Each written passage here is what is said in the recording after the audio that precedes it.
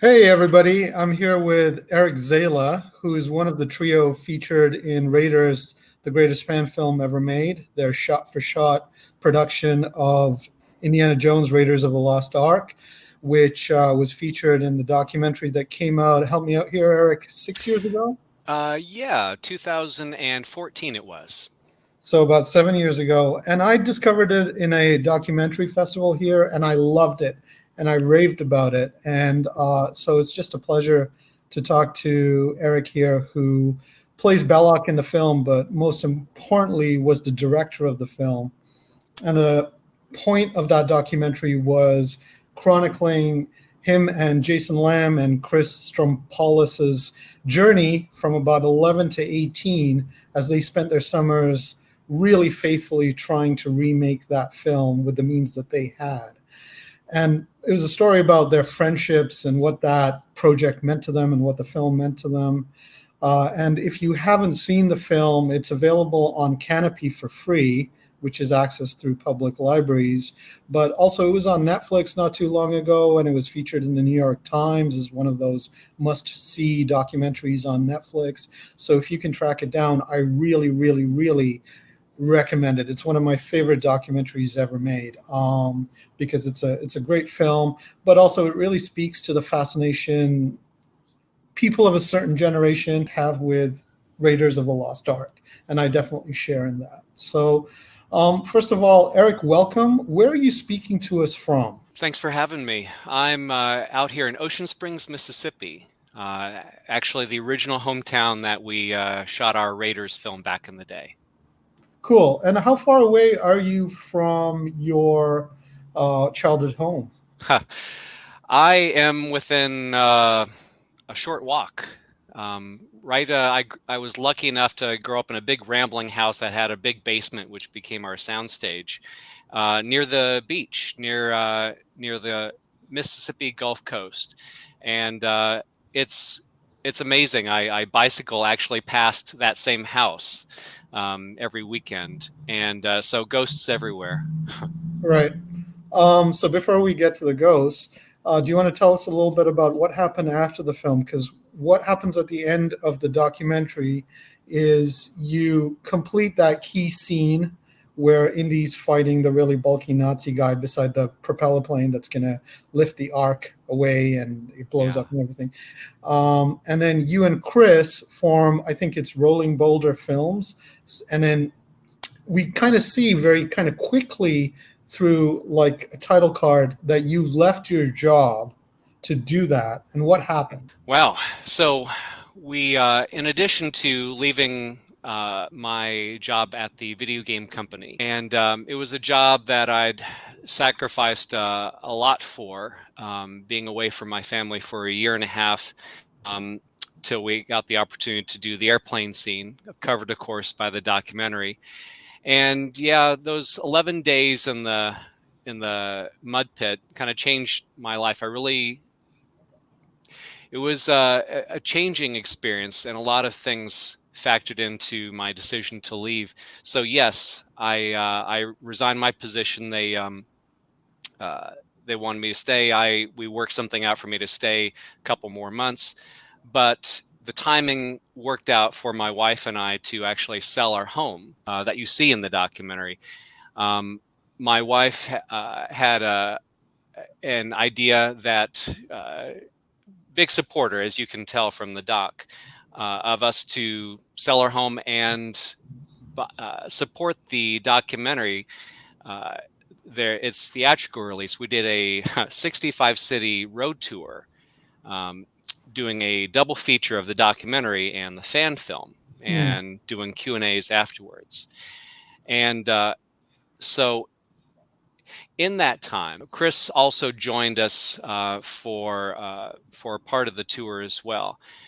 It's always been, I don't know if you've read the book, certainly the documentary grazes it, but there's a long history in this sort of yin yang friendship that Chris and I have had that spans 40 years, that the very things that have complemented us in the past in terms of bringing different things to the table also we're pretty different people.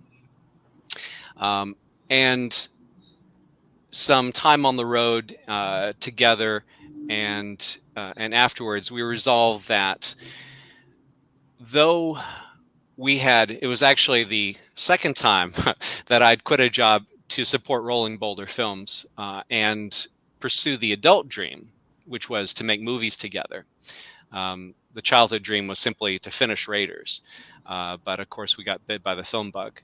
But yeah, ours is a complicated friendship, and at the end of the day, the dynamic that we are now, being parents our own in our 50s and different people, is, I think, we're moving in different directions. That said, Chris and I remain united, and also Jason as well, a third member of the trio.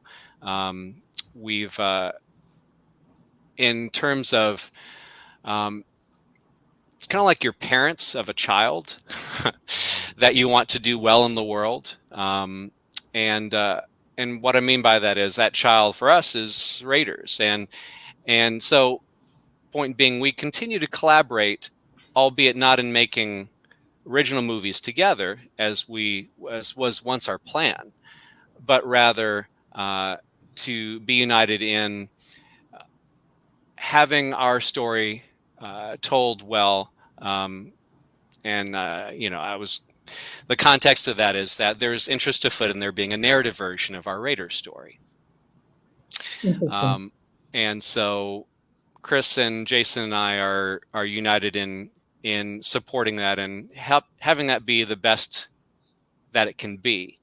So in that sense, we collaborate still, but in terms of where the documentary left you, no, don't expect to see films from Rolling Boulder Films, but you may see more of the Raiders kids story. You're hoping that a studio will make a feature film with actors playing yourselves as kids from 11 to 18. There's interest afoot in that, but to be clear, it's not something that would be Chris and I's studio.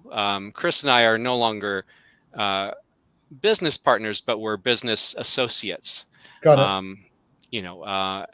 It's the 40 years is a long time for a friendship, and you evolve and you find a dynamic that's the best for you, given who the very different people that both of you are. The meat of what I was really fascinated about in the documentary was the dynamics between the three of you and your parents as well, but especially the three of you. So I want to ask you about how the film portrays you. For example, I personally found you were the one that I could relate to the most. And that's not coincidental, because you're the one who's the most interested in comics. You're the director. You're the more organized, responsible one. But how do you think about the way Chris is portrayed? Like, let me give you an example. Very early on in the film, we get to see some footage of you talking to your boss at your old company, and we can see that you're very strained. And then Chris is kind of sitting in the back, and he's eating and kind of rolling his eyes. And then later on in the film, he sort of seems to kind of look down on the fact that you're stressing out about your job, and he calls it, working for the man and stuff like that.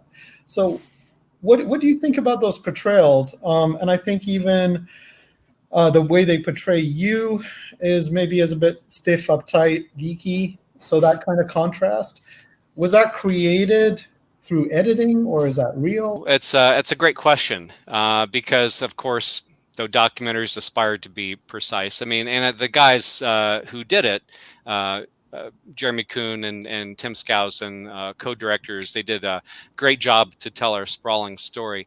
But that said, it can be at best an approximation. That shot that you referenced of Chris kind of rolling his eyes, that there was actually only one example. There was only one phone call between myself and my boss. That audio was lifted and put over Chris's. So you're right. That was a kind of a deliberate juxtaposition to create an impression.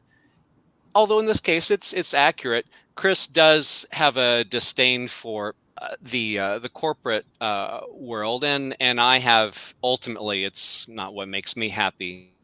It was I had taken time off during the slowest time, and there was absolutely no urgency. And yet, for no other reason that the culture at my job was that, well, no one.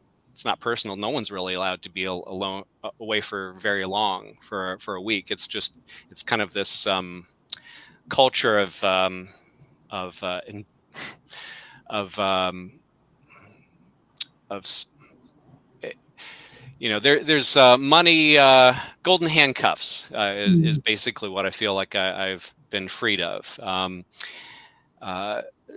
And so Chris and I are actually on the same page in terms of, it's not a healthy environment, the type of place where you receive you're put through an emotional meat grinder and pressured to abandon everything that many other people have sacrificed for nothing. And it's ironic. Incidentally, my boss and I had a candid talk about it, several afterwards. It's something that I'm glad to. Part of knowing what you want is knowing what you don't want. Then would you say that your differences that you mentioned just a little while ago are not what the documentary kind of suggests are because of an opposing of personalities in the way it suggests? It's more just you've got different personalities in a more amicable way. Is that what it is? I think it has more to do with I take great joy in collaboration. And Sure. I think for Chris, there was always a competitiveness for whatever reason, starting with the need to take my girlfriend away just Sure. to see if he could. And by the way, that's not the girlfriend that you later connect with at your 10-year reunion. That's a different person, right? That's correct. Oh, okay. Yeah, Because your wife in the documentary seems fabulously supportive. yes, indeed. And yes, very, very different. No, I had a crush on my wife in high school, but I was too much of a geek to work up the nerve to ask her out. Sure. I actually wore ties to school. Yeah, I was in Alex P. Keaton phase. Further illustrating, Chris was the cool, charismatic, gregarious, rowdy class clown. I was certainly the visually oriented, skinny nerd guy. Sure. But I've come to find as many challenges as there are, as I've observed and been candid about, as tough as it is to find a location for the Sahara Desert in Mississippi or build a boulder. The real challenge to such a marathon ordeal is battle of the spirit and people. People are Sure. more than process, are both the magic and the biggest challenge. Well, that's what I found when I was making short student films. When I was in university, is I thought I would love it and I'd be great at it because I loved film and I had this real geeky knowledge of film. But that didn't translate into collaborating with people on a film set and getting what I wanted, or not even what I wanted, getting what was best or workable or effective. And that's something you have to reckon with. Indeed, there's so much that's determined by picking your partners. Chris, I would not have had the initiative to start the project. Chris is the starter. I was the one that kind of saying, "Come on, guys, we're not done yet. Let's keep going." And I was the finisher. And you kind of need both. Sure. I've come to find that I needed that. I needed a kind of a partner to spark off of.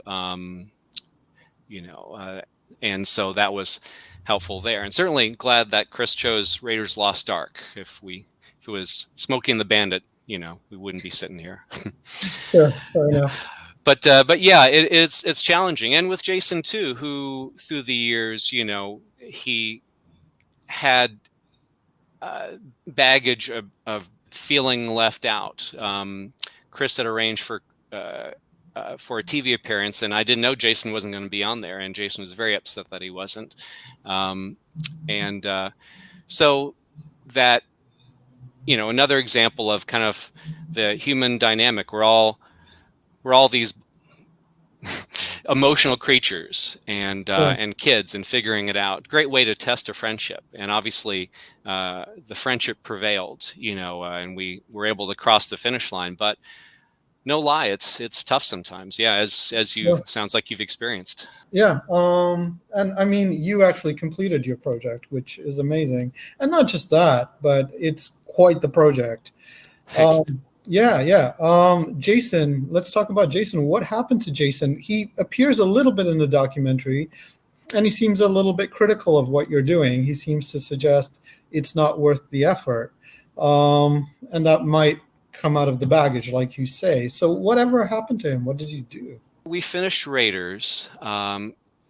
Jason stayed in Vacaville, California. He'd in the latter high school years gone out there. Um, Raiders, it was like summer camp each year. Summer vacation is when we would all come together. He stayed out there, and in Oakland, uh, stayed and worked as an audiovisual technician, using maybe in some ways Raiders touched him. He didn't. He was a good sport. Didn't want to do the camera, but did. He wound up working in AV professionally. Although just recently he's moved to Rochester to join his family. Jen, his older sister, his mother Janine, and it's great. It's one of the reasons why I'm back here in my hometown near my mom. Jason sounds like he's happy. Oh, it's good. Yeah. It sounds like a really big decision for you, and I don't know. Despite everything, you do seem like a little bit more content, despite what you've given up or what you lost in the process. Yeah, it's been a wild ride, Koom, and you have to kind of give up what you have to kind of to discover what you may become. I find it's been such an interesting learning time, and it seems that things kind of come in their own time. So yeah, I am content. I feel like I'm where I need to be. I passed up an opportunity to work to return to the video game industry. Uh, Good money, but Quinn and Darcy, whom you saw in the documentary, they're 15 and 17 now. Going to disappear to college in a few years. I'm grateful for having grown up here. We didn't know where we'd land after the Raiders tour, but I'm so glad that it's here. And I don't know. There's something special about certain places where you can dream, and I find that I've begun to dream again, if that Mhm. makes any sense. I wasn't born in England, but I spent ages 4 to 10 in Leeds, which is a city in the northern part of England. And Yeah, I try to go back and visit every few years, not just to see friends, but to feel that ground that's so important to my formative years. Because it's not the ground itself, it's those memories and those connections that gives you something of the spirit, when your mind is the most open and imaginative and growing and stuff. And so I totally yeah, understand. I would love to somehow be there, but I can't. yeah, yeah. It matters. I don't know if we would have been having do the shot for shot remake of Raiders had we grown up in Brooklyn, say, for example. Yeah. It's easier to imagine swinging from vine to vine when there's vines all over, and as you say, it's imbued with those memories of childhood. It's so strange, but I'm so grateful You Yes. know, behind me is from the basement, actually, from my mom's house, low a few blocks away. My stepfather Dave kindly put it together after Hurricane Katrina knocked down the wall. But in some ways, piecing my childhood back together again. You Yeah. kind of understand where you came from. You kind of feel grounded. Yeah. Yeah. And I mean, for all of the difficult things that happened, like for example, in Chris's life, the things that were going on with his mom and his stepdad, if his dad wasn't Jimmy Love, the guy who owned that station, you wouldn't have gotten that camera and you wouldn't have been editing your film in their offices or, what have you. And so all of those pieces have contributed to what you did in a really interesting way. Yeah, that's an excellent point. I mean, right down to, it's that freedom that we had in the 80s. Someone reflected, be tough to make it today. And as a parent myself, I aspire to give my own kids the kind of freedom that I enjoyed. Yeah. You know, so it's it's a wonderful thing. Sure. I just want to ask about one other person. I mean, there were so many people involved. I'd love to ask about your brother too, like what happened to Kurt. But I also want to ask about, I forget her name, but the woman who played Marion in the film. And I Angela. think Angela, and I don't know, but I think Angela also plays indie student at college who writes "Love You" on her eyelid. But Nope, I no, think it no, was that's Laura Harrison, who was in Sunday school that day and got roped into it. did you have to really convince Angela hard to like appear in the reshoot, or like what happened to these women? Great question, and yeah, Angela is of all the great, wonderful cast people. She's the one that people most ask about. Um, uh, Currently up in Minneapolis. But and Kurt. Okay, so where should we start, Kurt or Angela? Let's go with Kurt. Oh yes, Angela. So our first Marion actually moved away to Alaska, which was just Hmm. as well because she had this Scarlett O'Hara thick Southern accent that was just all wrong for two-fisted Marion Ravenwood. So I was charged with finding a new Marion, which was a more daunting task than you might expect, but you might consider we didn't know a lot of girls back then. I approach Angela at church. She and she recognizes my intentions as honorable when I say, "Hey, my friends and I are making a movie. Do you want to be in it?" Um, Having no idea that she was making a multi-year commitment. So she kind of, to answer your question, no, she just kind of shrugged and said, "Oh, okay, sure." Like many of us, myself included, not knowing what we're getting into. So no, thankfully not. And we're so lucky. While you never know, like our first Mary moved away, but Angela, thank God, she stuck with us. Same with Alan Stenham, who played Sala. So certain of the 60 or so neighborhood kids, the spectrum of commitment, range from like one time and never again, to diehards. And yes, Kurt, most of all, my long-suffering little brother, Kurt, who set the record as most, you know, Well, most other appearances in the credits, probably. So he, and it was one of the best things about the airplane scene is Kurt, among his many roles, plays Gobler, the right hand to Colonel Dietrich. One of the two Nazi officers that Belloc talks to before the tower blows up behind them. So Kurt came in, and as he mentioned, he even stayed later because, of course, rain and everything pushed everything to hell. It comes through again, and it was so great to have him there. uh, we One of the highlights of this strange, weird journey is that Kurt lives with his family up in the Boston area now, and to have a screening of our Raiders adaptation up there, and have Kurt come upstage in what's now his hometown, where he's at, and have him hear the entire audience go nuts for Kurt, because just from seeing our film, they recognized he was in all the way. But what did he end up doing? Did he do something similar or something very different with his life?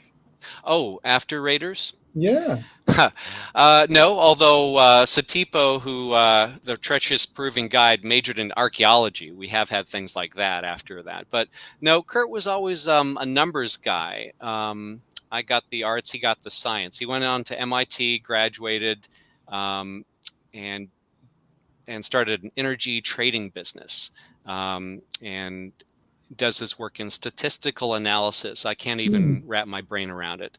But super smart, and sometimes comes back during the holidays to visit here in Ocean Springs. Let's switch over to talking about, and thanks for all of those updates. Yeah.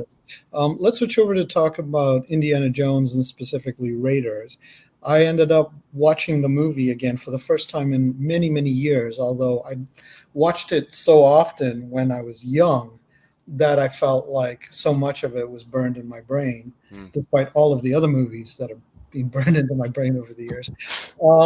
And it's funny, I kind of came away with the same conclusion as the last time I watched it years ago, which was I don't, and I'm not trying to put it down, but I don't feel for it in the same way I did when I was a kid. What I feel for was what I took from it as a kid, especially the mysticism in it, especially the way the arc is handled. And I'd love to talk about that with you, but I also just want to ask you, how do you feel about the film now? Even like if you can separate all of the impact it's had on your life and your remake of it and whatnot, and the documentary, which has really changed your life. Yeah. How do you feel about just the Spielberg Lucas production of the film and watching it now, if you can separate that? Well, I have, obviously every note of the soundtrack, every word of dialogue's been indelibly burned into my memory cells. So, right. But I've watched enough that I am now able. I resist the urge to, read along with it. It is, like you said, when I was a kid, I mean, it split my brain open. The boulder scene, all that, enough inspiration, to like fuel the passion, and I felt it again. I kind of focusing obviously later in life on the airplane scene, and the kinetic energy, of course the music, the setting, all of which contributes to this other alternate fictional universe that I wished I could live in. That's, next best thing is kind of retrace Spielberg's footsteps, in doing that. That's the closest as such a thing existed in the world for me. Sorry, it's hard to separate the personal with this for me. Obviously, it's a unique relationship. This movie. I totally understand. Yeah, it doesn't even qualify as my favorite. It's something else. But what is your favorite movie? I couldn't narrow it down to one. Oh. But yeah, you're right. It's there is the mysticism you mentioned, the arc, that I think Crystal Skull proved that paranormal does not equal supernatural in terms of the emotional impact. Exactly.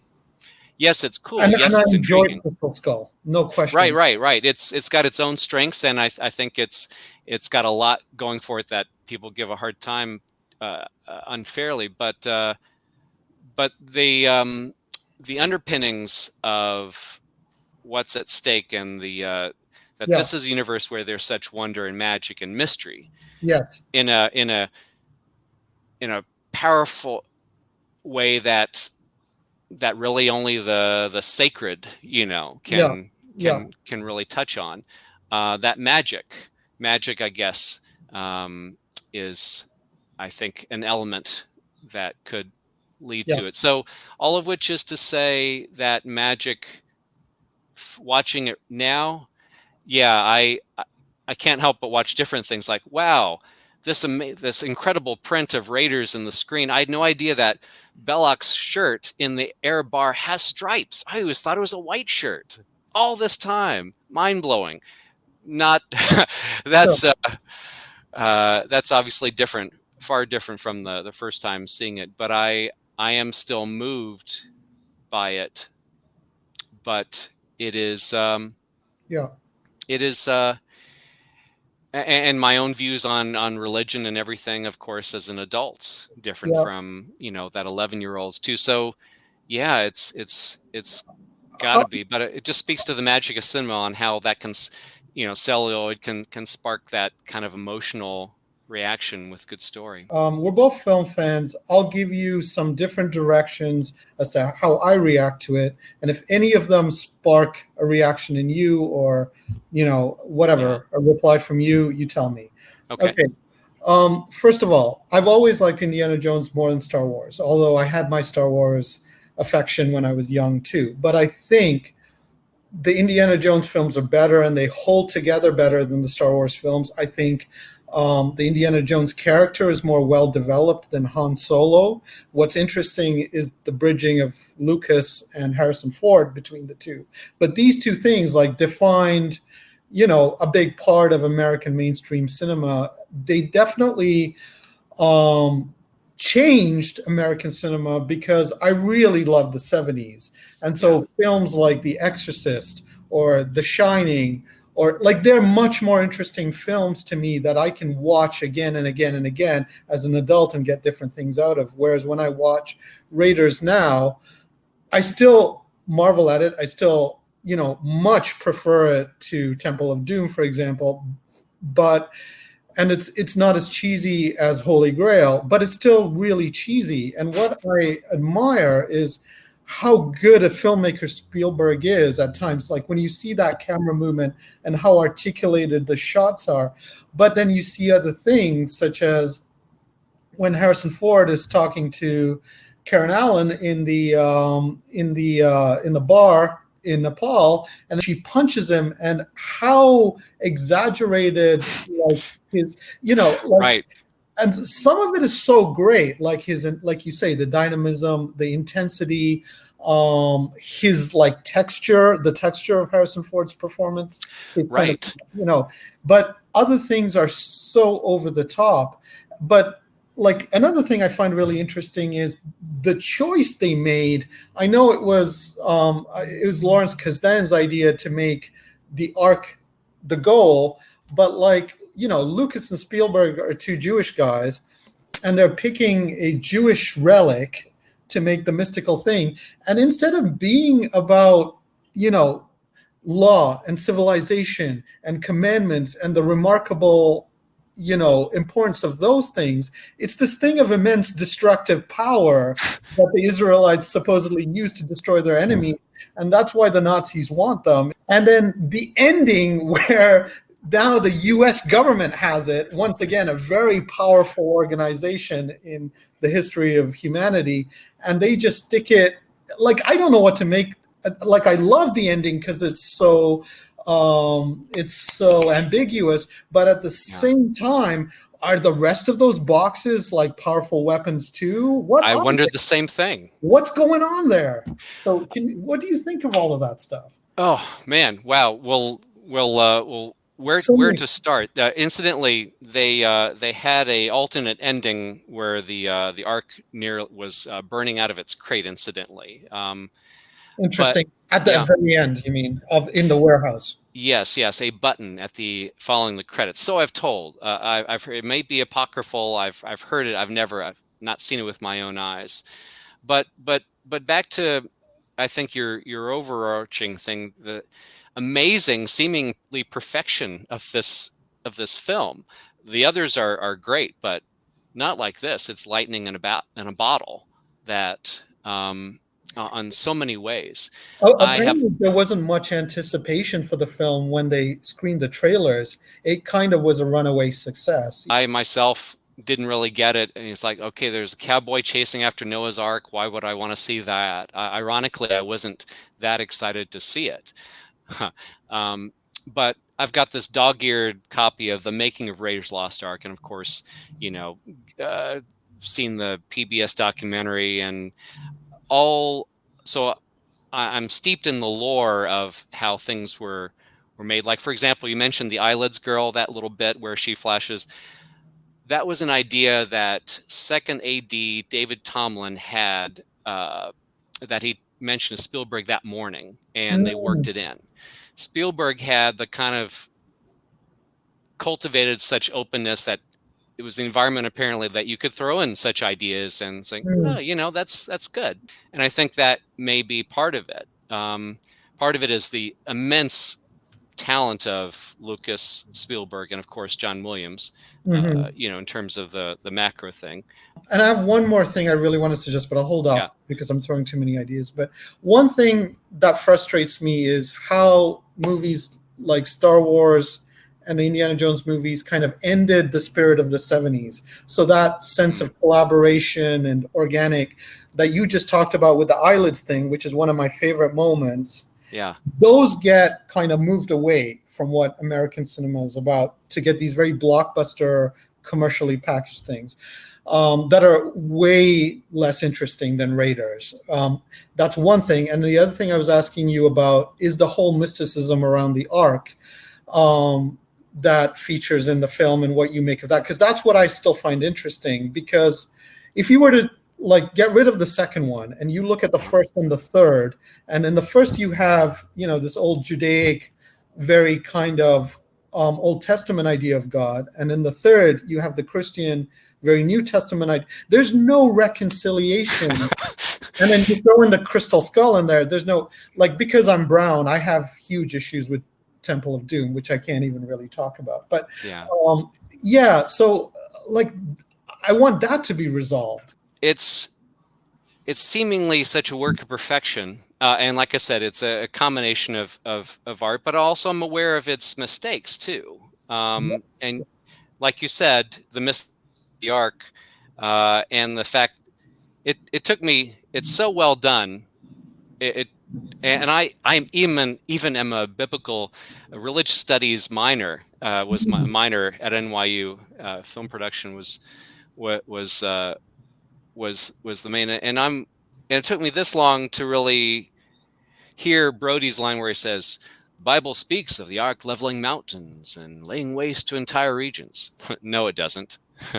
It doesn't do that. It's not that weapon, and so it is a bit of Hollywoodism there of making it, turning it into a weapon, but it works. And in that it took me this long to really snag on that, even though, even on some level, you know, I knew better. Despite mistakes, like apparently also at the end, they shot no resolution to Indy and Marion's relationship. We just see them, you know, after the Ark's wiped out all the bad guys. Last we see them on the island. That scene on the steps outside the government building was last minute pickup. Apparently, once again, one of the better scenes in my opinion. Suggestion from Marsha Lucas, George's wife, saying, "Guys, you don't get women. We're going to feel cheated." And my God, thank goodness she did, because it would have, as brilliant as the film, it would have not been the ending. We needed that emotional. Let me just say, like, one of the biggest mistakes George Lucas ever did was separating from Marsha or whatever. I mean, she edited Taxi Driver. I mean, George Lucas went from doing THX 1138 and American Graffiti to not being a film director. So to me, that's a sad story. But I mean, to me, I think of Indiana Jones as North America's James Bond. James Bond is a very problematic character, but you know, the UK embraces him as like sort of their national hero. And to us, I think Indiana Jones is our equivalent of that. He's got flaws and he's not as problematic as James Bond, but he's this sort of embodiment of who we want to be and who we want our heroes to be, with the kind of the saltiness and the flaws and whatever. I mean, if you look at him, he's a scholar and a expert in the occult and extremely tenacious and all of this stuff, but he's also a grave robber, and he's a colonialist, and Yeah. and if you extend him back to all of the models and the serials that George Lucas was inspired by, his legacy does go back as old as James Bond's, right? So I find him like a really interesting character in that way, and I find him very charismatic, and like I told you personally, I really identified with him when I was a kid, or I looked up to him or whatever. So I find that all interesting. And I relate also to what you said about Star Wars. Also love Star Wars. How can you not? But Raiders, not like Raiders, not like Yeah, Indiana Jones. yeah, yeah, And I think part of it is that it's grounded in the reality. Part of it is that character, like you yeah, said, is he is flawed and interesting. And as has been observed, he fails. He yeah, is relatable in that way, but but also inspiring. yeah, Um, yeah, yeah. it's Inspiring for sure. it's uh it's it's a wonderful, brilliant character. Of course, inspired by many things. All art is his ideas reimagined in fresh ways. Recently I wrote a series of articles on comic book art because I don't know if you're still into comics, but I kind of, at this point in my life, I Yeah, kind of dealt with the fact that I'm not as into comics as I was when I was younger. Or I'm into the indie comics, but I'm not into mainstream comics as much by yeah, buying comic book art from them. And it's, I swear to God, 100%, I relate to it like my childhood interest in Indiana Jones. I think this belongs in a museum, and when I get something special, I'm stopping the Bellocks of the world, collecting world, or who want to make profit from it, or all the dealers out there in the comic yeah. book art world from getting it. And my idea is that one day I can, hopefully, if I don't need the money, donate it to an archive or a museum or an art gallery or something like that. Now, I Great might be lying scores. to myself because I am, I've embodied the conflicts in the Indiana Jones character, where he kind of, Yeah, yeah, and that's interesting, right? That's what I've taken from it, because these works of comic book art have a mystical appeal to me in the same way that the Ark does, or the Shankara stones do, or like the right. Holy Grail does. Yeah, exactly. There's more than this, you know. Yes, Um, more than this. I know we're running out of time, and that might be. Is there anything else you want to say before we wrap up? Oh, great questions, Koom. Thank you for a different kind of interview. My pleasure.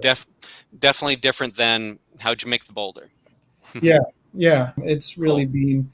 I never thought when I saw the documentary 7 years ago or whenever that it would come back into my life again in such a meaningful way. So thank you.